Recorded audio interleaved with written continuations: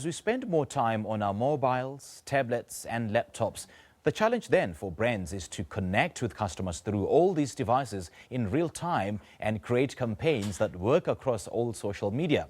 The real-time conversations brands have with people as they interact with websites and mobile apps has really changed the nature of marketing. Carlo Murison has many years of experience within the advertising fraternity and has been with the Two-Tone Group for about 18 years now. He joins me now this morning to talk about the ever-changing world of brands and advertising. Carlo, a very good morning. Welcome. Morning, my brother. Now, you've been in the industry for 18 years now. What has kept you going? I would say tenacity and also the love of advertising. Okay. I've always loved the advertising field, but it's also the creative juices that keeps me going. Okay. And the young people. And what's your analysis of this industry in South Africa? Oh, wow. There's two types of analysis. There's the creative, the industry, and there's obviously the bigger challenge, which is transformation. Okay. I think with your opening, it's an industry that's transforming very quickly, not just because of technology, but also we need to look at the inclusiveness of the broader, I would say, society of South Africa, which is black. Yeah. So I would say transformation is quite a challenge still within this industry.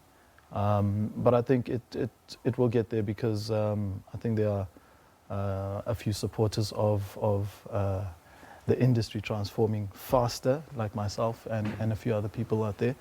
I think being appointed as part of the ACA board this year will give me probably a little bit more of a hands-on approach to transforming and assisting in transforming the industry.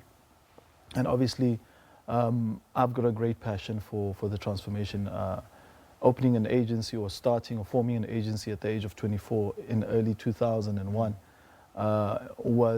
transformation was non-existent. So I saw the challenges. I'm one of the first to really see the challenges head on. Being an independent agency as well and not being aligned to or previously aligned to global groups was even harder. So transformation is a passion point for me, but obviously the primary passion point is creativity and the love for it. Yeah. And you know, I can't help but marvel at how you use the word transformation, which has been a key word and a buzzword in all sectors of society, really. And you know, the need for speed hasn't been greater than it already is today. And with all these technological advances, how is this industry staying on top of its game? I think the industry is staying on top of its game. I would say with the revolution, and I would call it the fourth industrial revolution, I think the industry needs to kind of re-look its approach on how it's transforming or evolving. I think there's a lack of understanding of how to integrate, I would call it mobile or digital marketing with the traditional disciplines such as experiential, such as above-the-line advertising, which is your traditional billboard, TV, radio campaign. I think there's a warped understanding from marketers, sometimes even agencies, on how to integrate digital marketing or the digital transformation with those different disciplines. You know, Carlo, correct me if I'm wrong, but there is no brand loyalty nowadays, and it's increasingly vital for companies and brands to continually engage with their customers in order to ensure that they still stay in touch with their customers. What's your perception of that? I think there's two aspects to take into account when it comes to brand loyalty. One, there's product. One, there's brand. And then there's the ever kind of drive for price wars. You look at how certain brands drive down their value because of a price war. I'm not going to name certain brands. I will name brands that are kind of out of reach in the South African realm or that I touch on. But I would bring Samsung and Apple to the forefront. There's brand loyalty between the two, but there's also the product side of it. If you look at brands such as Apple, always innovating on product, but then you look at Samsung yesterday or this week, launching their Braille kind of technology on their new device where it pulses braille for blind people. It's amazing what some of these brands are doing. Yeah. So brand loyalty is you know, consumers are fickle right now.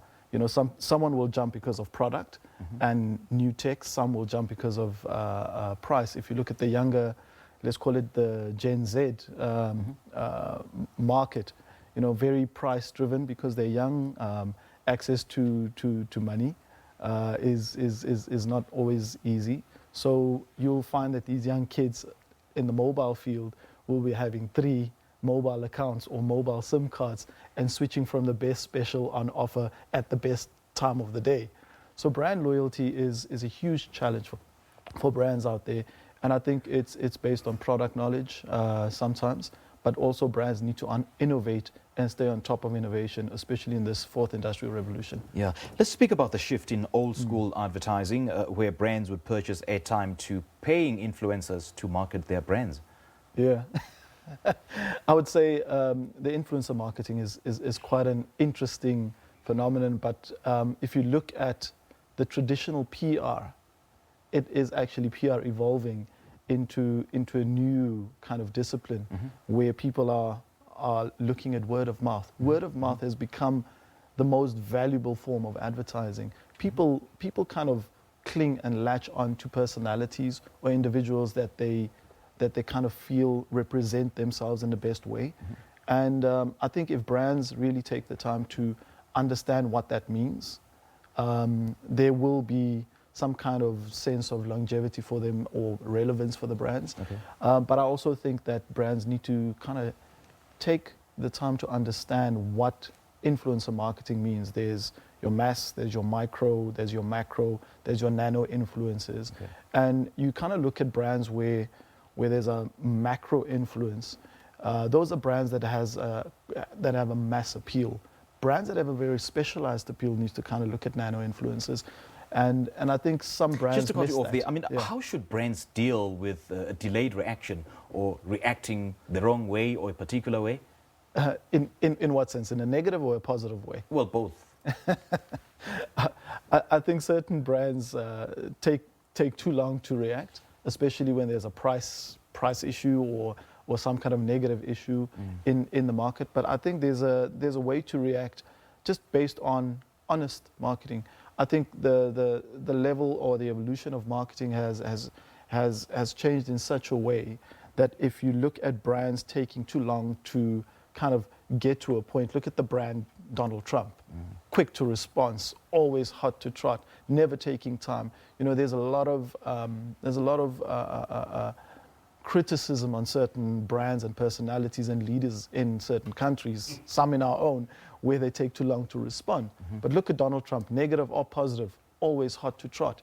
And he uses social media in such an effective way to always get him out of trouble, even if he's 100% wrong. Right.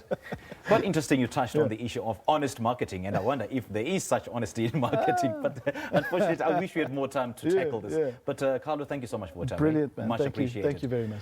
Well, that was Carlo Murison. He just spoke to us about the current transformation in the marketing and the advertising world. This is Morning Live. We'll have more in a moment. We'll be back in a jiffy.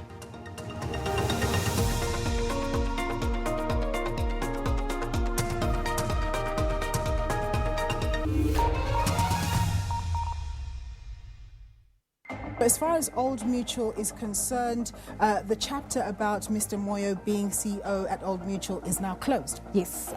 The board was very concerned when it came across certain information that hadn't been given to it and discovered that things had gone horribly wrong. He said that they are not ignoring